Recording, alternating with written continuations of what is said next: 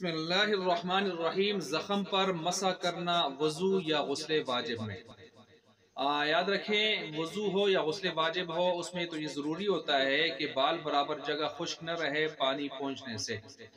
پانی پہنچانا چاہیے پورے جسم کو، غسل واجب میں اور وضو میں، وضو کے اعضاء میں، خاص کر جو تین دھونے کے اعضاء ہیں۔ اچھا، ورنہ غسل اور وضو اس کا نہیں ہوگا۔ اب یہاں پر یاد رکھیں کہ کبھی ایسے ہوتا ہے کہ انسان کو زخم لگ جاتا ہے، چوٹ لگ جاتی ہے، پھوڑا پھنسی نکل آتا ہے، خون پیپ وغیرہ اس طرح کی چیزیں بہتی رہتی ہیں، اور پھر بسا اوقات ایسے ہوتا ہے کہ اس پر پانی لگانا مضر ہوتا ہے، تکلیف دہ ہوتا ہے اور نقصان دہ بھی ہوتا ہے اس لحاظ سے۔ تو اس میں کیا کیا جائے؟ تو اس میں یہ ہے کہ اگر پانی نہیں لگا سکتے، مضر ہے، نقصان دہ ہے، تو ایسی صورت میں آپ زخم پر کیا کر لیں؟ مسح کر لیں۔ مسح کیا ہے؟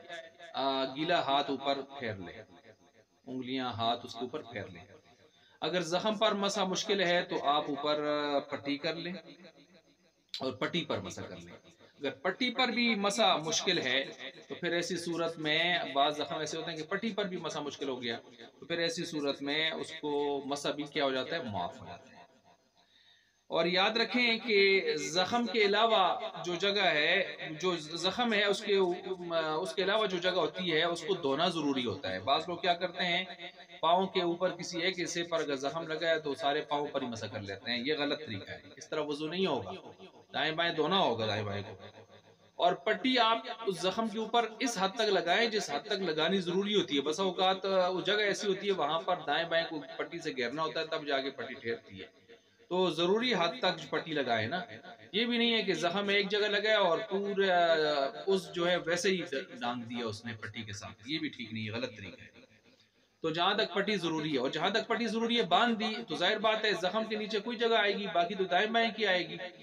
تو مسح ساری پٹی پر کرے، یہ نہیں کہ صرف زخم کی جگہ پر، کیونکہ پٹی آپ دائیں بائیں بھی آ گئی ہے لیکن ضروری حد تک آنی چاہیے۔ اور اگر کسی کے ہاتھ پر زخم لگا ہے اور اس پر پلسٹر ہے تو کہتے ہیں، پوچھتے ہیں کیا کریں؟ تو اس حوالے سے یہ ہے کہ پھر بھی کوئی عذر نہیں ہے، وہ غسل کر رہا ہے یا اس طرح، تو ہاتھ پر شاپر وغیرہ کوئی چڑھا دے تاکہ پانی اس کو نہ لگے، اور باقی غسل وہ کرے گا۔ یہ نہیں ہے کہ ہاتھ اگر اس کے پلستر ہو گئے ہیں تو پھر سارا جسم دھونا اس کے لیے جو ہے وہ یہ کہے کہ شاید گنجائش نہیں اس کے لیے ہو جائے گی کہ وہ نہ بھی دھوئے، تیمم کرے اپنا، ایسا نہیں ہوگا، بلکہ اس کو شاپر لگا کے سارا جسم غسل واجب وغیرہ میں دھونا ہوگا۔ اللہ تبارک و تعالی مسائل کو سمجھ کر عمل کرنے کی توفیق عطا فرمائے۔